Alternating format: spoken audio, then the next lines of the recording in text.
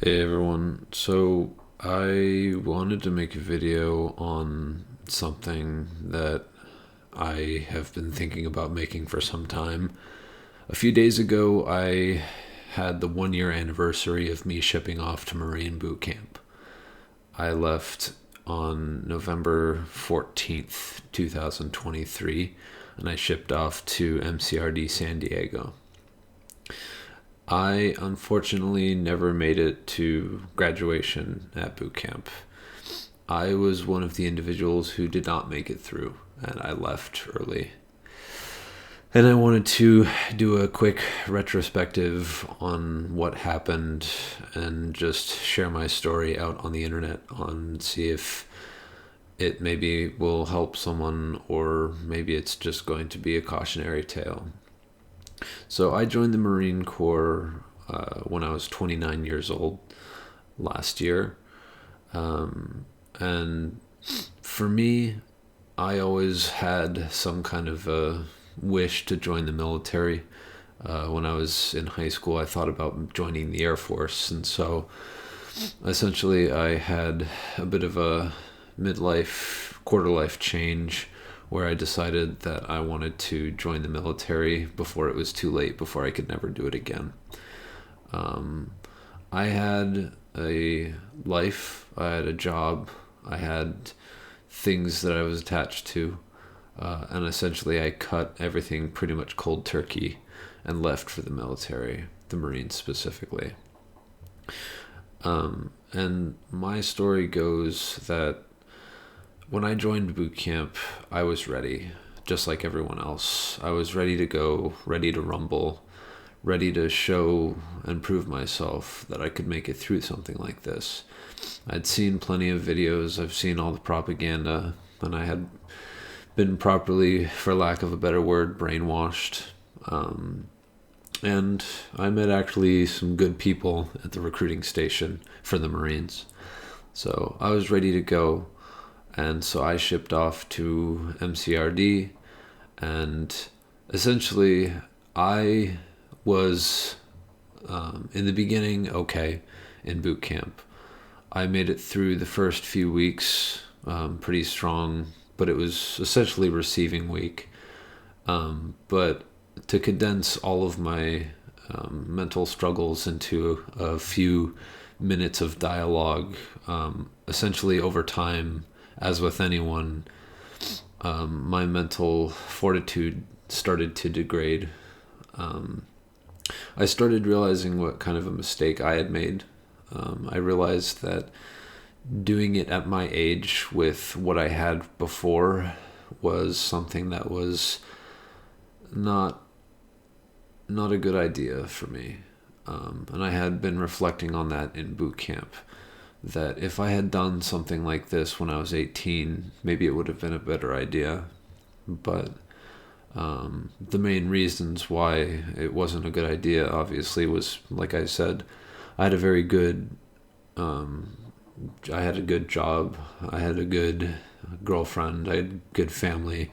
No one supported what I wanted to do. And so I kind of essentially gave everyone the middle finger and just left for the military out of spite and just because I wanted to do it.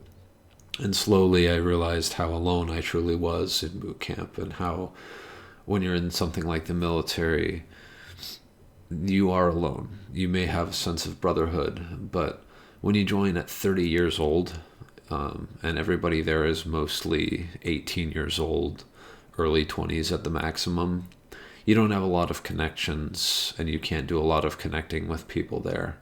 And that was something that I couldn't do. I couldn't really form very meaningful relationships other than just simply getting information from other people, learning from other people on what I should expect from the tests, and essentially barely scraping by. So as my mental fortitude degraded over the weeks of boot camp, I made it essentially 2 full months through boot camp. I made it to the point where they weren't even expecting people like me to leave the way I did, which I'll get into in a little bit. But I I made it through the deconstruction phase of boot camp. I made it all the way through San Diego, and I was up at the range. I can't remember the exact name of it, but I had moved to the second stage where you would learn how to shoot, and other such things. And at that point, I had essentially gotten to the lowest point I think most humans can get to. For me, it was extremely dramatic at the time, and I was surprised at how I essentially fell apart. And it was surprising to me at how weak I actually found out that I really was. Because when I joined the military, I thought that I was stronger. I was older. I had worked at, startup companies in software. I had been a leader before. I thought I had all the qualifications. I thought I had what it took. But it turns out that I just didn't have the right type of leadership skills, and I just didn't have the right mind or brain or something. I just didn't have it. I didn't have what it took to make it all the way through. So to get into the darker sides of boot camp is, when you're there and you feel completely alone and you don't feel that sense of brotherhood that everyone talks about, it's very mentally taxing.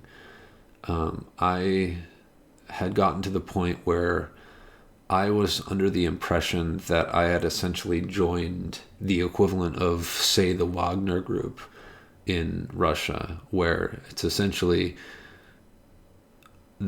I had joined the militia where most people actually do the real fighting, and you're going to see the worst of the worst, and you're going to be treated like the worst. Mind you, the Marines aren't like that, and I have complete respect for them. And during that time, my mental attitude, mental thought processes were completely warped from what was going on. But I had thought that I had gotten myself into something that was beyond me.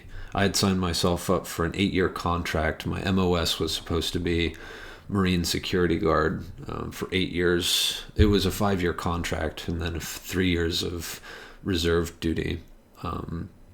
And the realization of what I did, plus the duration of the contract, essentially made me give up on my life, which leads me to how I got out of the Marine Corps. I left on SI, which is suicide intention, and I had actually made an attempt on my life in boot camp. I did not get caught doing it. I had made the attempt and had failed. And then the night of, I went and reported it to my drill instructors, and that's when I was picked up by the military police and transferred over to a hospital to get a psychiatric evaluation.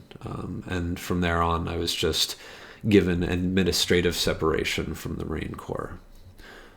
So as you can tell, my mind was completely gone at that point. And so I guess this is my retrospective in showing the dark side of doing something like this at my age, at that age, when you're 29, 30, when you have an established life, when you have an established career, and you're thinking about quitting and doing something grandiose like the Marines, which I have a lot of respect for them.